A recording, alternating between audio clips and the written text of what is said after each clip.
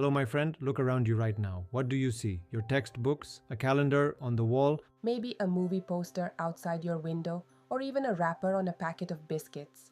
Believe it or not, all of this is printed matter.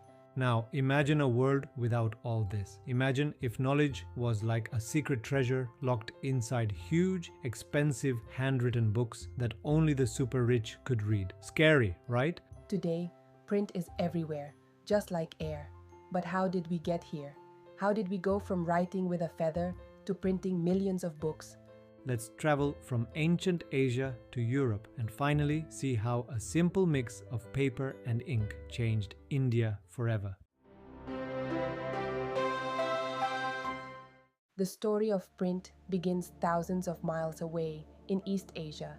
The earliest kind of print technology was a system of hand printing. This technology was developed in China, Japan, and Korea. China was a pioneer. Paper itself was invented in China. Print in China. 594 onwards, books in China were printed using woodblocks. Taking a wooden block, carving letters into it, dipping it in ink, and pressing it onto paper, just like how artisans in Jaipur block print beautiful designs on kurtas and sari today. But the paper was thin and porous, so they couldn't print on both sides. They had to fold it and stitch it on the side. It looked just like a folded paper fan or an accordion. So, traditional Chinese books called accordion books were made by folding the sheets and then stitching them together at the side. The people who created these wood blocks were incredibly skilled craftsmen. They could duplicate the beauty of calligraphy with remarkable accuracy. Calligraphy means the art of beautiful and stylized writing.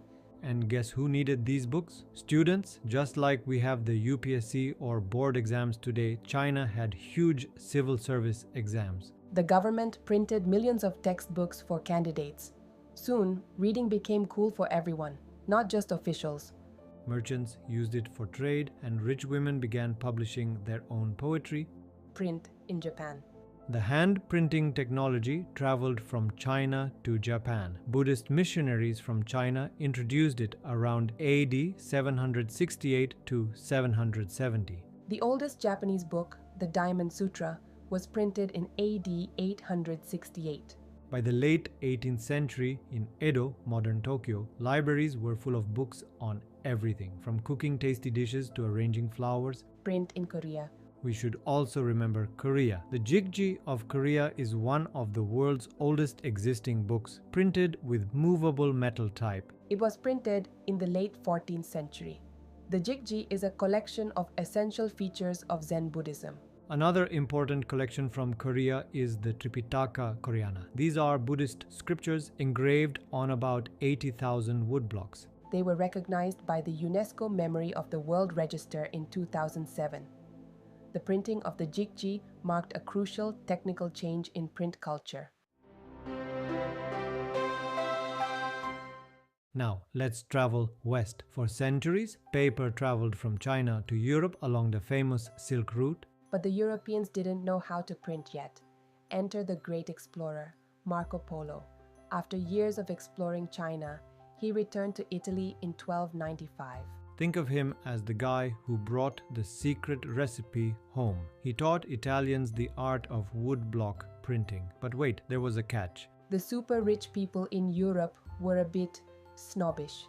They looked down on printed books. They preferred books written by hand on vellum, which is a fancy, expensive parchment made from animal skin. To them, printed books were cheap, but the demand for books was growing like crazy.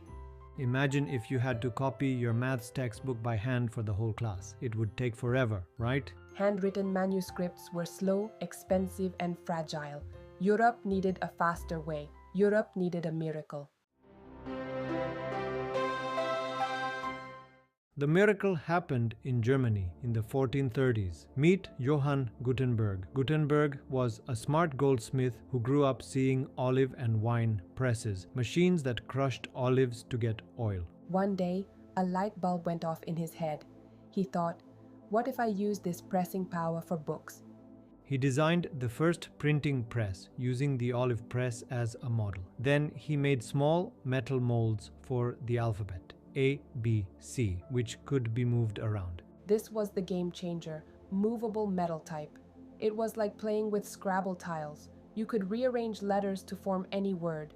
By 1448, he perfected it. The first book he printed, the Bible. Now listen to this. It took him 3 years to print 180 copies. That sounds slow to us, but back then, It was like going from a bullock cart to a Ferrari. This was the start of the print revolution. Suddenly, books were flooding Europe. by the 16th century, 200 million copies were everywhere. The age of hand copying was over. This wasn't just about ink and paper, my friend. It changed lives. Before printing, most people were a hearing public. Why? Because books were too costly. People would gather in village squares or taverns, kind of like our local tea stalls, and listen to someone recite stories or news. It was like listening to your dadima tell stories because you couldn't read them yourself. But after the printing press, books became cheaper. A new reading public was born. Even for those who couldn't read, publishers printed books with lots of pictures and folk tales. These were read aloud in groups. So the line between reading and listening blurred. Suddenly, ideas could travel faster than ever before. The world was waking up.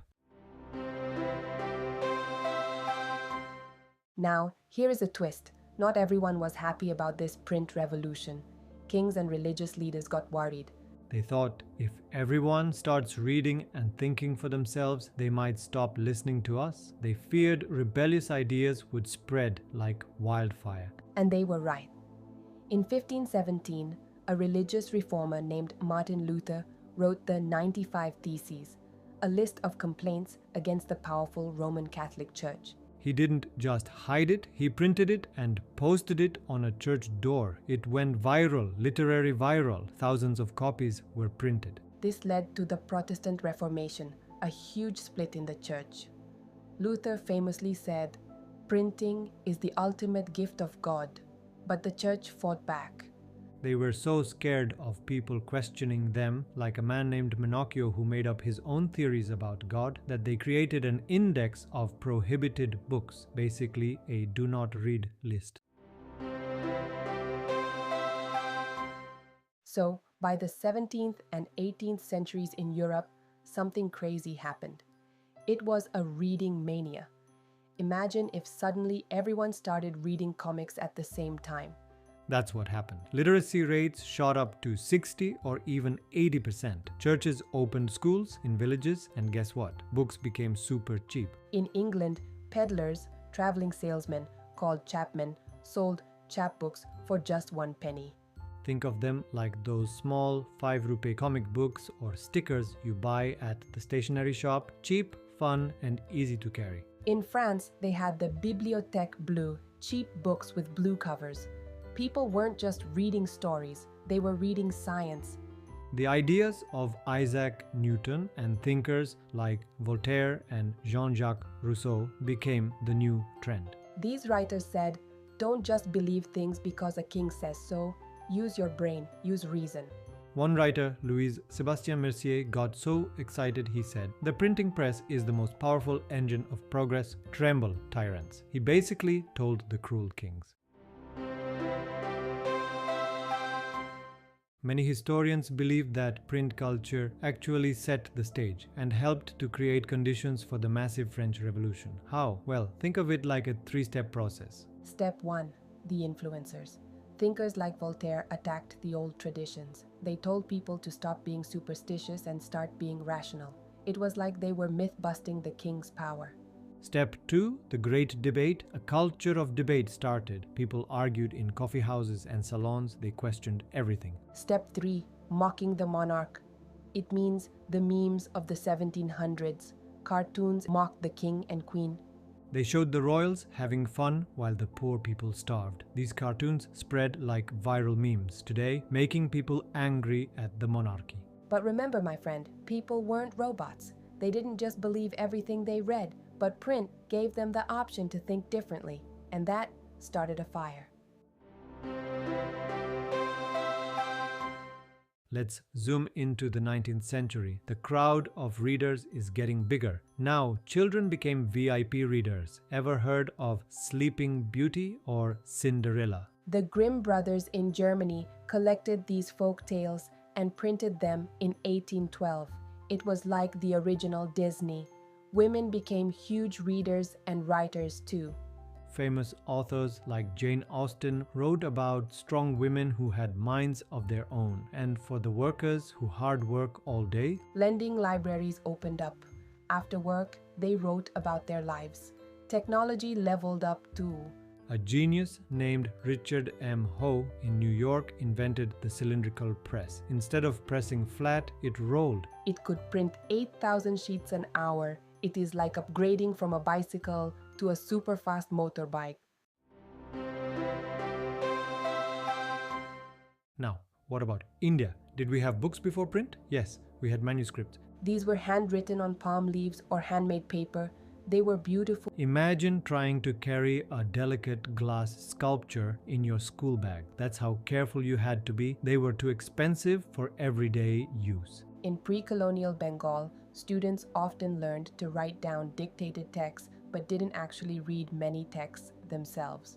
The printing press arrived in Goa in the mid-16th century with Portuguese missionaries. Jesuit priests printed books in Konkani and Kannada. They printed the first Tamil book in Cochin, 1579, and the first Malayalam book, 1713. The English press started later. In 1780, James Augustus Hickey began editing the Bengal Gazette, which was the first English weekly magazine in India. He published gossip about British officials, and Governor General Warren Hastings persecuted him. The first newspaper brought out by an Indian was the Weekly Bengal Gazette, published by Gangadhar Bhattacharya. In the 19th century, India was buzzing with debates, and the print was on the loudspeaker. Social reformers like Raja Ramohun Roy used newspapers to fight against bad practices like sati. He published the Sambad Kumudi, but the traditional people fought back with their own paper, the Samachar Chandrika. It was like a Twitter war or a heated comment section, but on paper, Muslim scholars used print too. The Deoband Seminary in 1867 published thousands of fatwas, guidelines, to tell Muslims how to live in a changing world. And for Hindus, religious texts became accessible. The Ramcharitmanas by Tulsidas was printed in Calcutta in 1810. Before this, you had to memorize it. Now, you could hold it in your hands. Presses like Naval Kishore in Lucknow flooded the market with holy books. God and prayer were now in everyone's pocket. Print didn't just stay serious, it got colorful. Painters like Raja Ravi Varma created amazing images of gods and goddesses. Even a poor man could buy a calendar with a beautiful print and hang it on his wall. But here is an inspiring story. Conservative people said, "Don't teach women to read, it's bad luck." But brave women like Rashsundari Devi didn't listen. She learned to read secretly in her kitchen and wrote her autobiography, Amar Jiban. Other women like Tarabai Shinde and Pandita Ramabai wrote angrily about the poor treatment of upper caste widows. Print also helped the poor and oppressed. Other heroes like Jyotiba Phule, who wrote Gulamgiri, and B.R. Ambedkar used print to fight against the caste system. They wrote powerfully against injustice. The British government got scared. These Indians are writing too much against us. So, in 1878, they passed the Vernacular Press Act. It was like a strict parent taking away your phone because you complained about them. They tried to silence the papers. But did it work? No.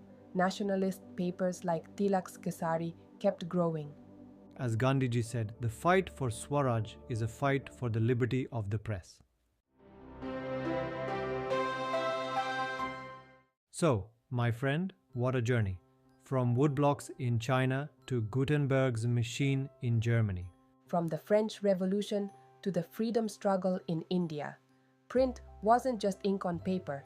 It was the internet of the past. It spread ideas. It helped Rashsundari Devi tell her story. It helped Rammohun Roy stop Sati. It helped Gandhiji and Tilak fight for our freedom. Print taught us that words have power.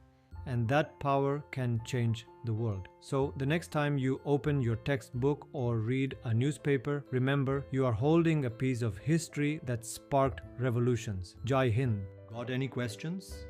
Ask in the comments below. We are here to help. Subscribe for more. And let's keep learning together.